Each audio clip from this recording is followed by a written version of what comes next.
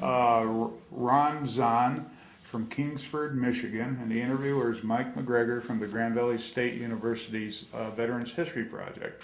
Ron, to begin, when and where were you born? I was born in Valparaiso, Indiana, And on what date? 12/29/51. Okay, did you live in Valpo then, or? No, I didn't. I was there for 6 days and was moved to Michigan. Where in Michigan were you moved to? Faithorn, Michigan, small town southwest of Fire Mountain, Faithorn, Okay. or southeast. And who did you live with there? I lived with my grandparents. Okay. And what did your grandparents do for a living?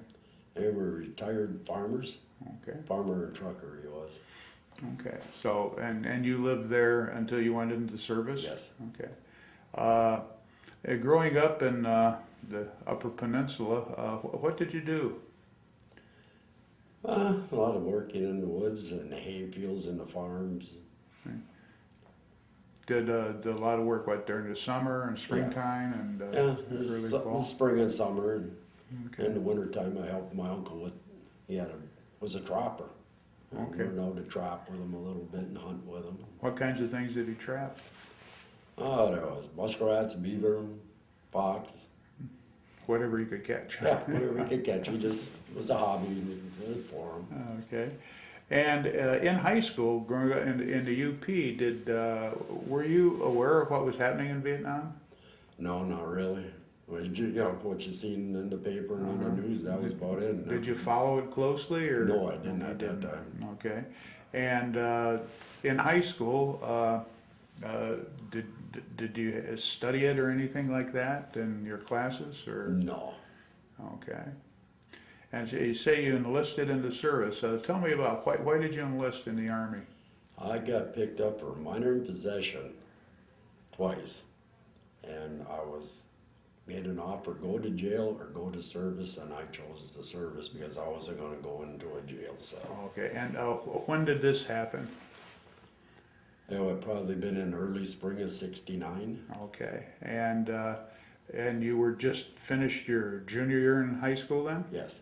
Okay. So with that alternative, then did you approach all the services or just the Army?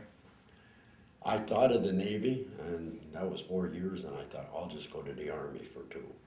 Okay. So you went to the Army. You only wanted to be in the service for 2 years. Yeah, just Okay. short as possible, and just get out and get it over with.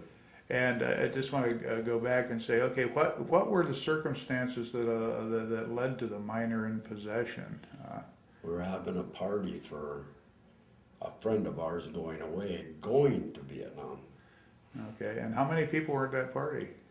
Well, when we got caught, there was 68 of us, but there was over 200 invited. Okay, so it pretty much emptied out your high school, right? Yes. Yes. Okay, were you the only one that was given a choice, or were other kids given a choice? There was others. Okay. Okay, so you go to join the Army, and this was in the spring. So when did you actually enter service? In September of '69. Okay, were you obviously you were able to get a delayed report date? Yes. Okay. Before you actually reported for active duty, did they send you for any testing or a physical or anything? Yes, I went to Milwaukee, Wisconsin for a physical. Okay. And when you were taking that physical, were there other people there who were drafted and that kind of Yes. thing? Did you notice anybody trying to get out of flunking the physical? Yes, I did. What were they doing? A lot of like breaking their fingers and their toes and just like they called themselves conscientious rejectors, Okay. and they just wouldn't do it, and they just wouldn't listen to anybody in the center. Okay. So you take your physical, then you go back home, Yes. and then in September, where did you report at? Went back to Milwaukee, and then we went out of Milwaukee to Fort Campbell, Kentucky. Okay. I spent 3.5, 4 days in Fort Campbell, and it was so full, and they shipped 6 busloads to Fort Benning, Georgia for basic training. Okay, so you were at did anything happen at Campbell when you were there? Did they, any testing or more No. physicals or anything, so you just waited around? Yeah, you just waited around. Okay. When you got off the bus at Campbell, what was your first impression? A little scared. Well, everybody walking around in fatigues and you're looking at them and says, made us get in line to give us our fatigues. We got them there at Fort Campbell and then in for a haircut. Oh, okay. So you already processed that way Yeah. there, and so you take a bus down to Benning. Yes, And how were you received at Benning? good. There was hardly anybody there when we got there. Oh, really? So, how were you greeted there? Well, I can't remember. It was just drill sergeants standing there when we got off the buses, and I think 2:30 in the morning we got there. And they just took us, showed us the barracks. I think we got to sleep until 8:39 in the morning, and then they got us up and did everything we had to do, all the paperwork and everything. Okay. And, Got started that way. okay. Well, describe basic training for us. Well, it was hard. You sweated a lot until you got in shape. And firing rifles and grenades. I think the best time was, I can't remember what they're called. It's a big stick with The pugil sticks. pugil sticks. Yeah. I think that was the best part of the whole thing. Watching each other break your heads open almost. Yeah. Did you find the physical aspect of it difficult with your background working in the woods and on Yeah, I farms think, and that? yeah, it wasn't hard to get. I was pretty good in decent shape when I got there. Okay. And how long did your basic training last? 8 weeks. 8 weeks. And when during your basic cycle did you get your MOS assigned to you? Really, when I enlisted, I was guaranteed armor. Armor, okay. When I got out of basic, I'd never seen armor. I went right to Fort Sill, Oklahoma for field artillery. Okay. Now, during your basic, were any of the drill instructors Vietnam veterans? I think a few of them were, yes. And did they give you any hints or anything about training to pay specific attention to different things, or? I'm tell you the truth, I don't You can't remember. remember. Okay. Okay, so a few were there. Yes, Okay, you graduate from basic in what, about November, right? Yeah. Sometime in November, towards the end of November, Yeah. first part of December. Were you given any leave, or were you just shipped straight to Fort Sill I then? went straight to Fort Sill. Okay. And what happened when you arrived at Fort Sill? Just about the same greeting that you got at Benning, and you brought into a big building and explained what you were going to be doing, and this is what it was going to all be about. And I thought, field artillery, I says, my MOS is armor. And there was no armor there. Well, I didn't see any anyway.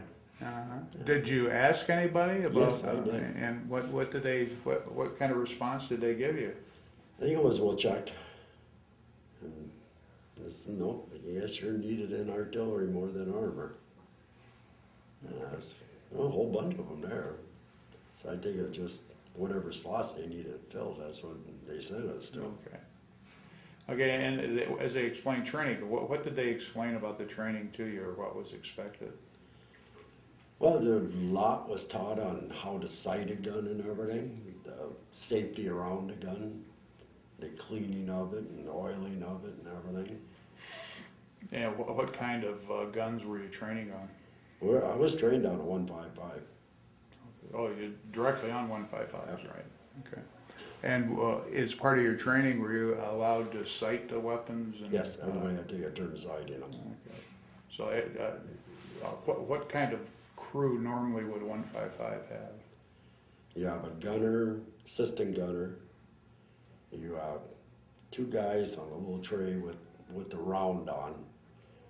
And you have a rammer. He had a big ram, and he'd just take that round off the tree and jam it fast as he could up into the gun, and then you have one guy with the powder charges. Okay, and as part of your training, did you cycle through all of the positions on the gun? I think mostly what I did was gunning and assistant gunner on it. Okay. And what did the gunner's responsibility include? The gunner was to make sure your sights were all on, you know, how your stakes were lined up in back, and you just go from there. And as a gunner, you would what, set the elevation and The the elevation, deflection Yes, based on what? Your aiming stakes? or- yes, aiming stakes. Okay, and you would do that through what? Looking through a sight? Yes. And then how would you adjust the gun? It was just like a scope on your rifle. You just turn a little unit on the side and it just clicks. Okay. And it go up and down or sideways. Okay. So how long did your AIT training last? Another 6 weeks, I think it was. 6 weeks? And at the end of, or towards the end of training, then when were orders issued to you for further deployment? It was, I think it was the last 4 days after graduating. You got graduation and then you're given your orders. Okay. And you would have graduated when? Probably. I your graduated in December out of Okay. there. Okay, you graduated in December and you got orders. Yes. And your orders were what? What orders did you get? I had my orders to go to Germany.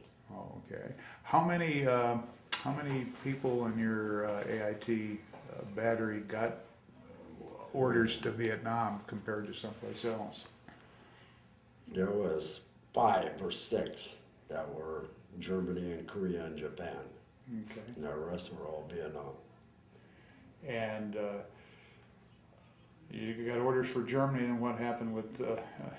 I come home on leave and I went back to report back. How much leave did you get then? 2 weeks. So you got to go, orders for Germany, you go home for 2 weeks. Yeah.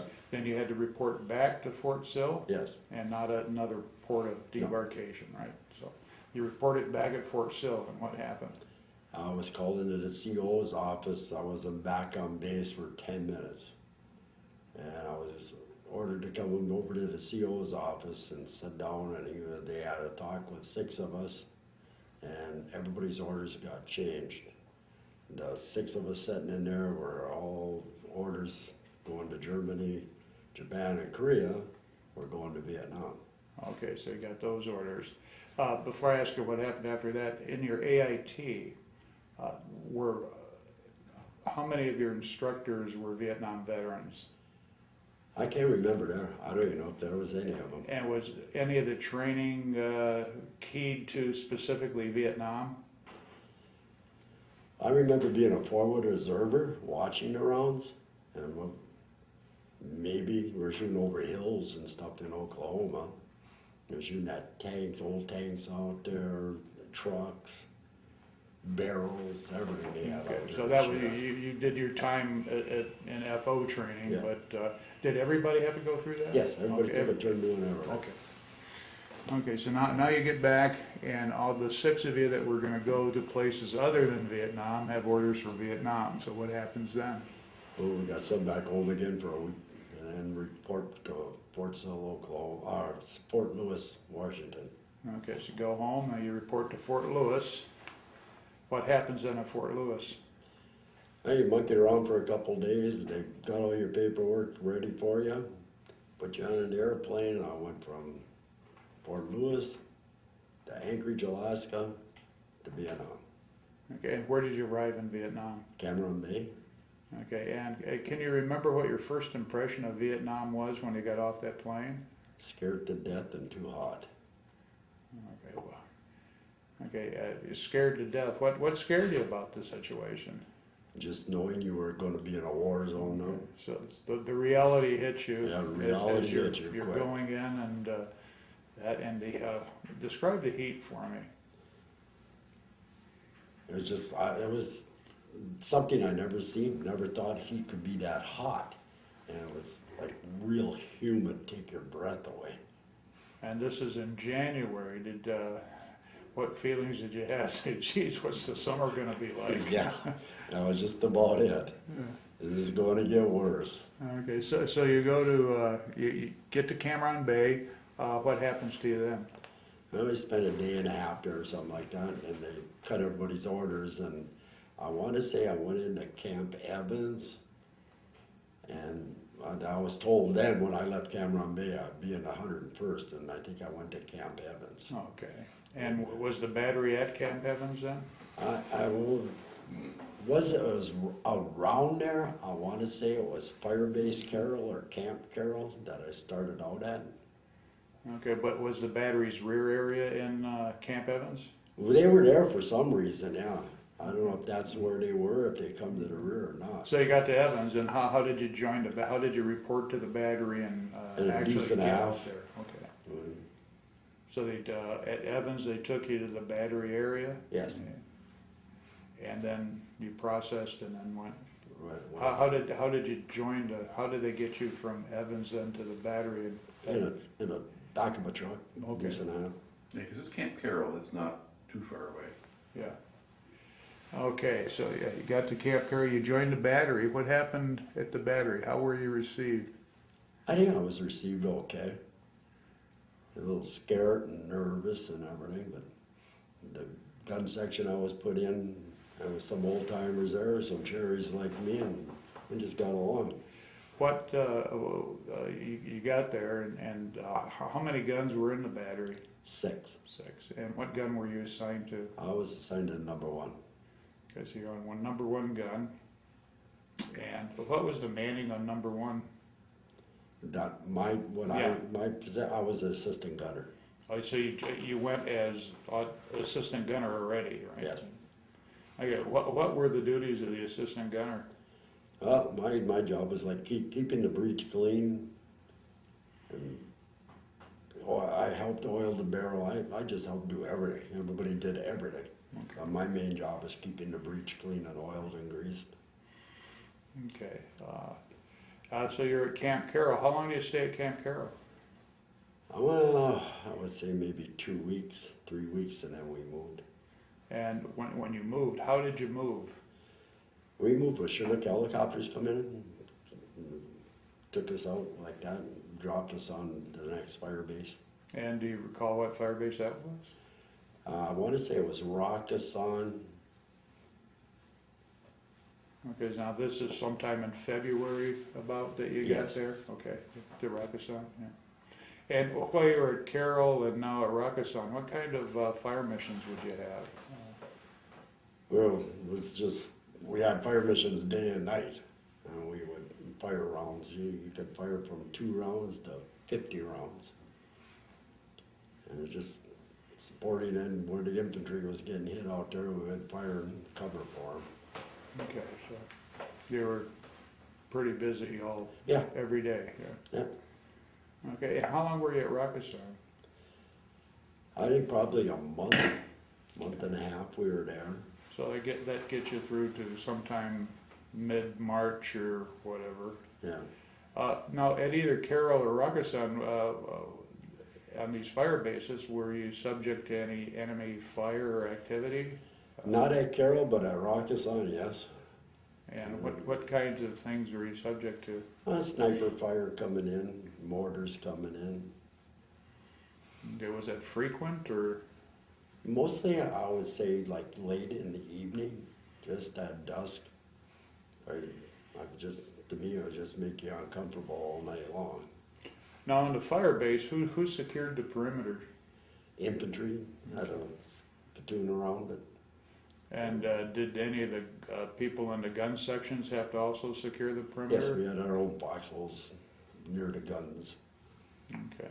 But did you have to do any actual perimeter Yes. security? Yeah. Okay. And how was that? How was that handled? There was 2 guys in the gun battery. We stayed right into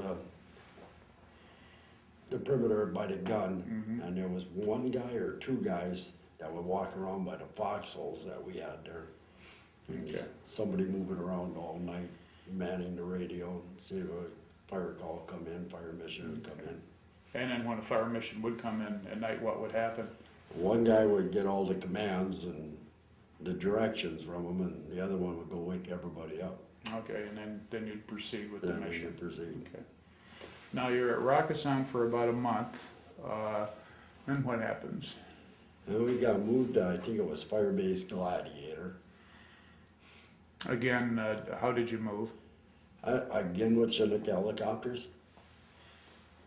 Okay. And so now you got the Gladiator. What do you do in Gladiator? Just about the same as we did on Rakkasan. And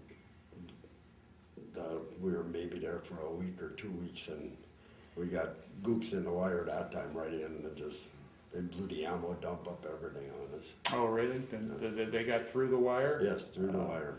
Were any of your guns threatened when they came? No, they never got that close. They just got down at the far end. Okay. What did you feel about that? Well, pretty scared.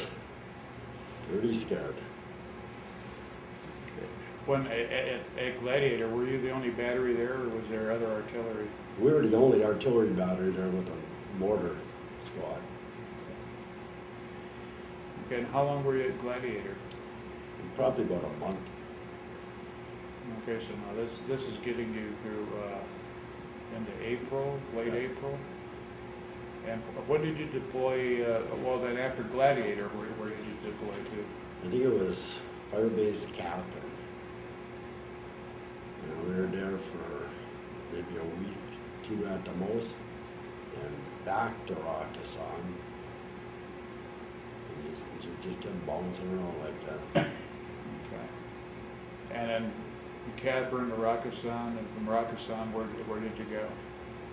Ripcord. Okay. And when did you get into Ripcord? I think it was like the 2nd week or 3rd week in June, if I remember correctly. Okay. We were there for a little while. So you arrived, your battery arrives at Ripcord. Was there any other artillery there?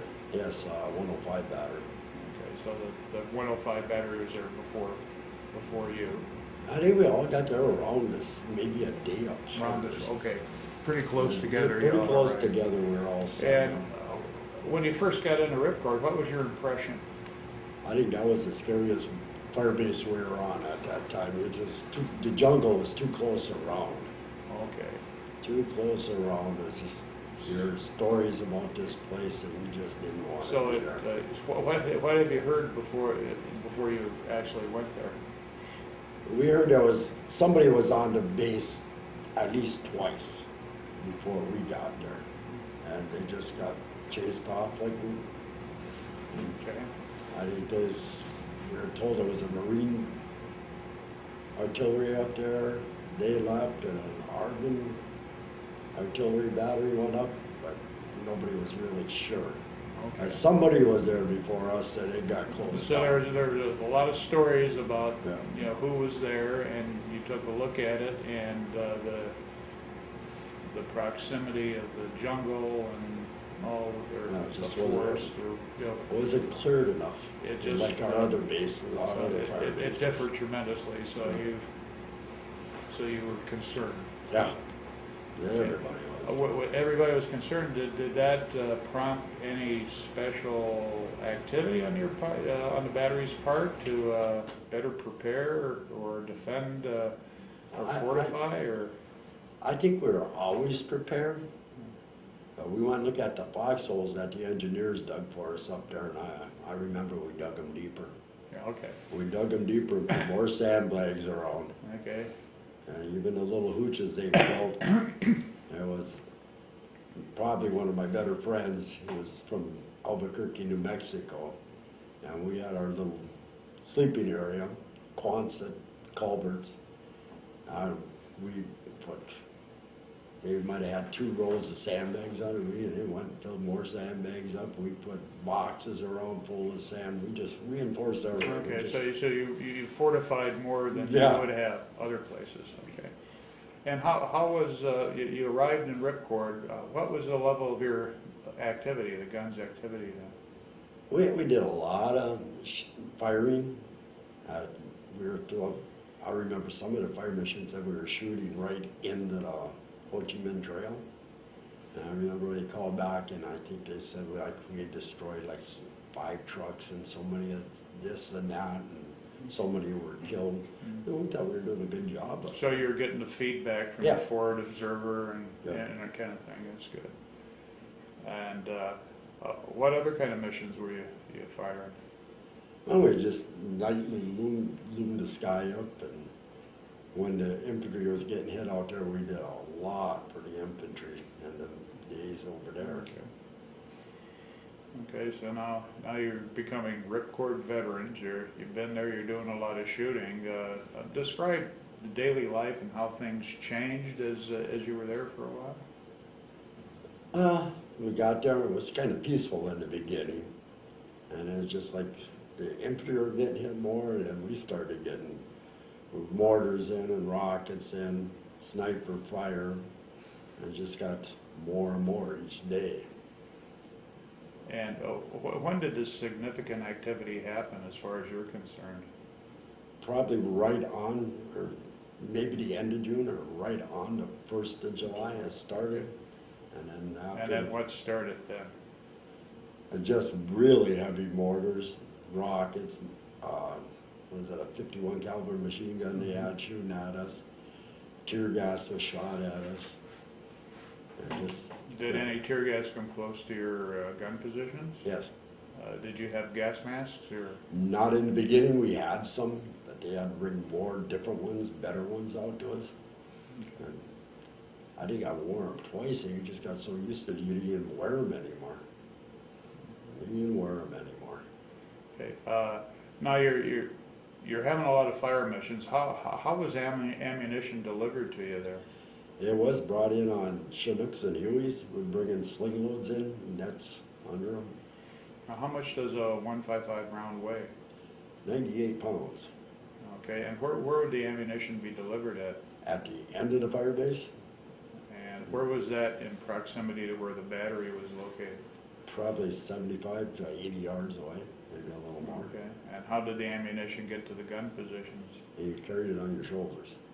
Okay, so everybody had to go back. And, Everybody go down how many was brought into your gun that day and divide it up. And if you had shot so many rounds the night before, you got yours replaced, powder canisters, and then you go down and you carry that back up. now, you're not a very big individual, and did you have any difficulty carrying the 155 rounds? When I first got there, yeah, I couldn't carry one. Okay. But I got caught carrying 4 of them on my back. I had 2 on my shoulders and 2 crossed them. So you were carrying almost 400 pounds? Yes. And how much did you weigh? 128 pounds. Okay. And who caught you? A captain. And why did he give you what for carrying 4 of them? He said I was going to hurt my back. Okay. I was going to hurt my back. He wanted, he didn't want a disabled gunner. Right. Yeah. So what did you do then? Oh, we were just watching to see if nobody was looking, and I carried 3 after that. Okay. And I would carry 2 all the time. They would let me carry 2 Okay. And how often would you have to go hump the ammo? every day. Okay. And every day we had. Now, as you're getting into July and the enemy activity is increasing, how difficult was it to get ammo to the guns? The ammo got there, but getting down there and getting back started being fun. I didn't get played with us really, just shoot a couple mortars in to get you excited, and the sniper shoot here and there. And you ran, you went and got that ammo and you ran, you didn't walk no more. And you got that ammo and you went back in your bunker and you stayed there until you got a fire mission. Did the battery suffer any casualties in getting the ammo back? I think a few guys got shrapnel wounds, and I want to say maybe 1 or 2 that I can remember. I don't know, just like, it's all blocked out of my mind, and I think a few did get killed, but some got wounded. Okay, and the number of missions that you were having is increasing with the increase in the enemy activity? Yes. And how much sleep would you get on the average of a day then? I don't remember. My son-in-law just asked me that a month ago. He said, "Do you remember sleeping in Vietnam?" And I don't. I do not remember sleeping. And I do not remember You sleeping. had a lot of activity with fire missions, humping the ammo, everything else, maintaining the gun. It's a busy day. That's why you wanted to get an appreciation for that. You had to sleep sometime, and I just don't remember ever going to sleep. As this enemy activity increased, was the battery, did the battery suffer any losses? Did they lose any guns or anything? We didn't. The 105 battery lost all 6 guns when a Chinook helicopter crashed in there. Okay. And when did that happen? I think, we're trying to remember the dates. It was like in the 18th, 19th of July July. 18th. Okay, July 18th. Did you see the crash happen, or?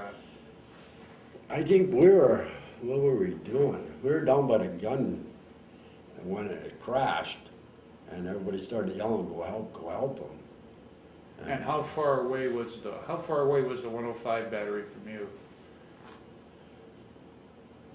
50 feet, 70 feet maybe? Okay, so the batteries were pretty close. Yeah, in we were proximity. tight on that hill. Okay, and the Chinook crashed, and it crashed into the 105 battery area. Yes. And what happened then? It was an explosion, all the fuel ran down into the 105 battery and burned all their guns up. And then we started getting mortared. And I think the worst thing of that whole crash, there was, what was he called? A crew chief or something, got pinned underneath that. And you couldn't go near it. You couldn't do anything for the man. I listened to him scream. He wanted somebody to shoot him up there. And I want to say it was Captain Rich out of the 105s. I ain't sure what captain it was. He actually wanted to go there and do it. That the fire was so bad they couldn't get near him. But you just listened to that man scream. And you could hear that Yeah, from your you could hear it all over position. the fire base. Talking about the 155 battery, you had 6 guns. They're all very big guns. What kind of real estate did they occupy? How far across was the battery area, or deep, or? It wasn't very deep. I say it was big enough for the guns in an ammo bunker. You might have had 25 feet for each gun section. You're in pretty close quarters Yeah, then, aren't you? there were a couple of hills we were 'Cause you're really almost, close. that's almost You're hub to almost- hub. Yeah, Okay. Okay, so the Chinook it crashes, takes out the 105 battery, the fuel. Did your batteries suffer any damage because of that?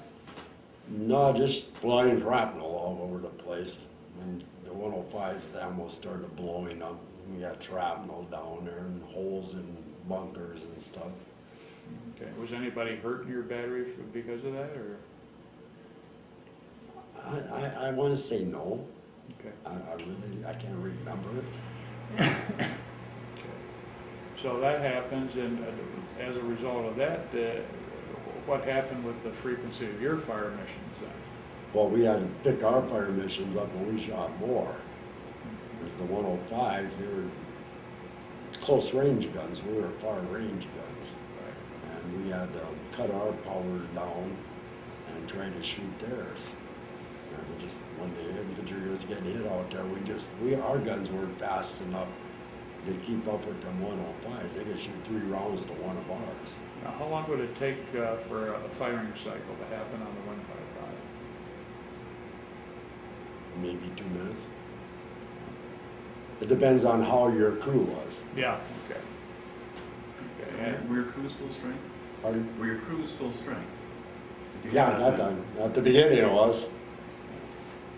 And at that time, my gun section was the #1 gun section on the hill. And we were lightning fast with that gun. how long would it take you to shoot, your gun section to shoot around? We were probably shooting it within a minute. Okay. That's pretty good. It's the guy, the fastest gun on the hill, the fastest gun section, they got to sleep all night. And that's why I can't understand why I don't remember going to sleep, because in the beginning, we were awake all night. And my E5, he said, this is the end of this, we're having a meeting and we're discussing, we're gonna go out there, and I mean, we just eliminated a fire mission, and everybody went through there what they were supposed to do, and I mean, we got it down, and we turned into the fastest gun on the hill. We never woke up at night no more. But I don't remember sleeping, but I never had to get up for a fire mission in the night. Yeah, can you remember what gun was base piece? Pardon? What gun was base piece, do you know? It was going to be the fastest gun on the hill, I think. Okay. Everybody base topped out when it might have been like 4 or Okay. 2 or something. Usually, yeah, it's usually the piece in the middle or closest to the middle because of the fall of shot. But yeah, so they would adjust them and then you'd fire for Yeah, effect. we were Yeah. way off. We were down off the side away from everybody. How they staggered them. Yeah. And I want to say it was based off ours. Okay, so after the Chinook crash wiped out the 105 battery, your enemy activities continuing to be intense. Yes. And so, what happened, and what were your impressions of what was going on there? My impression, I thought everybody on that hill was going to die. I thought everybody was going to die. Number of ways coming off that hill. You were losing officers by then, too. Yes. Officers and sergeants. How were you losing it? To indirect fire, or? Yeah, incoming mortar rounds, snipers, the rockets coming in. Now, your gun section, you said you were really up to speed. You were basically full staffed when you got there. And just curiously, what was it when you left? I think we had 4 guys, Okay. and I think there was 12 on the gun section, 10 or 12 that we had. And the gunner, he had got wounded 4 times before we finally forced him off the hill. He wouldn't leave. Okay. And let's see, then did you see Captain Rich get hit, or Lieutenant Kelso, or? Yes, I did. He asked me to do something that day, and I was just talking to the other guys that are here. And we can't remember. I remember him asking me to do something, and I had to come back up, and I said, what were we doing that day? We had an ammo drop. I don't know if he wanted me, I can't remember what he wanted. He said, then you come back up there. And by the time I did whatever he asked me to, I come back up, and he was laying, the mortar round come in, and he was laying there. And today nobody can remember what he asked me to do. Was it Rich or Kelso? Kelso. Okay. Because Rich he was He was with wounded. you. Yeah, he was wounded. He was And he was with 105. the 105 battery, right? Yeah. I can't remember what, some of them guys come by us, and I think they just took them off the hill. Mm-hmm. Okay, when the 105 battery was destroyed, did their folks, their troops come down and on your gun sections, or? A couple of them come down and filled in, but most, like my gun section, we didn't want nobody around. It just, I don't, I think, I can't explain it. We didn't care for anybody to be there. You know, you get out of here, you get out of here. But we were always just a little tight-knit little group in 155s. Everybody just took care of each other. Okay, so when did you get the word that you were gonna evacuate Ripcord? It was the night before, Okay. on the 22nd, they told us. And what was your reaction to that? Well, let's see if we can get out of here. Let's see if we can get out of here. We packed everything up. Well, that night, I think we shot over 1,000 rounds off. But you wanna expend as much Yeah, ammunition as we you shot could, every yeah. round we had, we shot it off. Shot it off. And I think that was most of the night. Most of the night we shot every one of them rounds off. And I want to say we had satchel charges out there, and we did get overrun before they get our piece off the hill. We were supposed to drop that down the barrel and just welder shot. And never got What, it. a thermite grenade or? Yeah, it was some kind of little bag or something. Okay. It almost looked like a, I don't. Did you always have that? Did you were you always prepared on whatever fire base you were at for destroying the guns Yeah. if you, Yeah. so you always carried Yeah, I'm that pretty stuff sure we with always you? had Yeah, that. okay, so that wasn't new on Ripcord, that No. was part of your SOP? Yeah. Okay, so you fired off all your rounds, you march ordered everything, and what do you remember about leaving Ripcord? How the guns left and how you left? And I heard the Chinooks coming in and fired gunships coming in, going around, trying to pick everything up. And we were ordered back up into the CO's headquarters, the big bunker underground. And we got in there and we had to set until the Hueys come in and took us out, I think 6 at a time. okay. So your guns were pulled out by the hook? Yeah. All 6 guns leave, or? Yeah, all 6 guns survived. And they left, and you had to wait for Huey transportation? Yeah.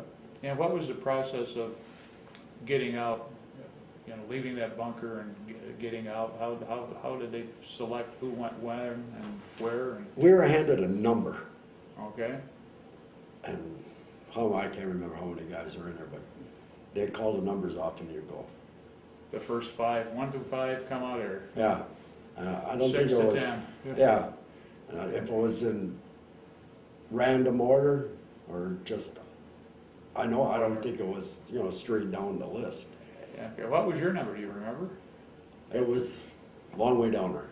Okay, And I remember sitting in there listening to everybody, and it was a big pillar. And another guy from another gun section, John Dukes, we fell asleep. We fell asleep in there, nobody woke us up. When we woke, I think I woke up first and woke him up, and we were the only ones in there. Everybody forgot us, oh, just waiting. And we got on the second to last chopper off Ripcord. all for Ripcord. And you've fallen asleep and nobody bothered to wake you up? Nope, nobody bothered to wake us up. They thought we were just sitting there like that or what. Like you didn't have, your number wasn't called Wow. yet or whatever? Because when I got back to Ripcord, the gentleman that was sitting downstairs, one of them, we were friends all the way through. And he was standing on the landing pad, and I never seen nobody cry like him. Because you made it? Yeah, Yeah, okay. Oh, that's great. That's a good story. So, okay, you leave Ripcord, you think it was the second to last chopper out? second last, it was close to the Okay, end. so you woke up, Yes. nobody was in there, so. Nobody in there, what were we Okay, gonna what did do? you have to do? Where did you go then, or? We come out the door, and I mean, there was a second Chinook crashed on Ripcord. And we were trying to get them guys off, and there was a captain or a lieutenant there, and we were trying to get the radio equipment. He said, we gotta get that on. We come down off from near the first one that crashed, and I was carrying a big radio. And I couldn't jump into the bird. And I said, I can't do it. He says, throw it down. He says, save yourself. And he says, shoot it. And I turned around and I shot that piece of radio equipment. He said, just shoot it full of holes. And somebody reached out of that helicopter and grabbed me by the seat of my pants and pulled me in there. I almost went flying out the other side. I just remember coming running down that hill from that barracks. And it was just, I'm thinking, this is just like John Wayne. There was mortars and rockets and everything. You're zigzagging. You're just like Rambo, running through all Yeah. the fire, huh? And John got on that helicopter first, and then it might have been him. I don't know who Yeah. reached down and pulled me Somebody out. got you and Somebody got got you me. out, yeah. Somebody got me out of there. Okay, now you leave Ripcord, where do you go? The Evans. Pretty sure it was Evans we went back to. Okay, so you go to Evans, and where are the guns at Evans as well? I have no idea. I don't know where anything is. I didn't know where any of the guys in the battery were. So when did the battery just form back up together then? I think it was maybe a week, 2 weeks after. Okay. So when you got back, what did you do? We went, I think we just all hugged each other and got drunk for a few days. Okay, I so remember going and they had some for us to eat. I remember going to a ceremony for everybody that got killed. and you had basically a stand down then? Yeah. Okay. It was a week and a half, 2 weeks. Okay. So after the battery assembled, where did the battery go then? Back to Rakkasan. Okay, and did you stay there or? I stayed there for 3 weeks. That's where I got my hand crushed in the reach of the gun. How did that happen? They sent up, it was clerks and people like that, they sent all the rear to help us To man the gun? demand the guns until they got re-emplacements in, and we tried to explain to these guys, we have some company clerk throwing the powder charges up. I said, don't look in that barrel. I said, that stuff will slide back down. And don't put your arm up there. Well, I think the second time he threw the powder charger in, he put his hand up there and I tried to stop it and I got it right down in the locking mechanism. So I got to go back to Evans for 3 days. I come back, I stayed there for a few more days, and they come and ask for volunteers to build another fire base. And I want to say we went back to Firebase Carroll. It was Camp Carroll and Firebase Carroll. I think it was the same thing. And I went back down there. That had to be the first part of August, the middle of August. I never see my battery again. Okay, you stayed there. Who were you attached to then, or? We were just sent there to rebuild everything. For the 101st? For the second 11th, yeah. Yeah, you were detailed, you went down there and in reconstructing or building a Yeah. fire base, what did you do? Well, all the barracks were underground, and we built all the ammo bunkers and we dug all the gun pits. And 2 weeks went by and nobody come to get us. I was there until December. And who else was there with you? Were there any other U.S. troops around there? Oh, there was, yeah, down on the far end by Camp Evans, but we were out by ourselves. And then we had, like a 3/4 ton truck there. We'd go in and get sandbags out of the village, they had them filled there, bring them back, and we did our work. And nobody ever come out and got us, took us back to the How many fire. people were there then? 12. Just the 12 of you all out by yourself out there building that, and you just stayed out there and, Where were we gonna go? okay. I never got a paycheck. They owed me 3 months, 4 months when I got back to Cameron Bay. They said, you want to know? I said, no, just send it home. I'm going home. Yeah, okay, so that was, so you stayed there till, in December? Yep. And then leaving country, you went through Cameron? Yep, And now you still had service time to do, right? yes. Yeah, so you got, where did you travel to from Cameron? To Hawaii and Fort Lewis, Washington again. Okay, and at Fort Lewis, then you went home? Yep, For what, 30 days or? 30 days. Okay, and then where were you assigned? Fort Bragg, North Carolina. Okay, and what kind of unit were you assigned to there? Armor. So you finally got armor, huh? Yep. You were assigned to what kind of armor unit were you That was assigned self-propelled 155s. to? Okay. And you stayed with them until June of 71. to June of 71. How did you like stateside duty with SPs? I liked it. When I got there, I was a trainer, they told me. Okay. I says, how can I be a trainer? I never seen one of these. Your MOS says armor. I said, I've never seen armor. I got a 24-hour crash course. I was a trainer. And did you do a good job? Yeah, I guess so. I guess so. All right, great. Okay, so that was there, and you said because of the circumstances of your enlistment, you didn't finish high school, but you said you finished high school in the service? Yes. Was that before or after you went to Vietnam? Before. Okay. And that was during part of the basic training and all that? Okay, great. Okay, so now did they, anybody try to talk you into re-upping? Yes, And what was your response? go to hell. Okay, so you got out of the service and you went back to the Iron Mountain area? Yes. And what did you then do? I went to Northern Michigan University for a year, and then I went to be an auto mechanic. Okay, And I worked as an auto mechanic for 2 years, and I went to be a truck driver, and did that for 31 years. okay. Are you retired now? Yes. Yeah, great.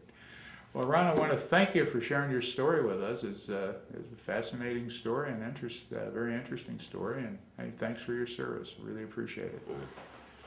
Well, I wasn't bad.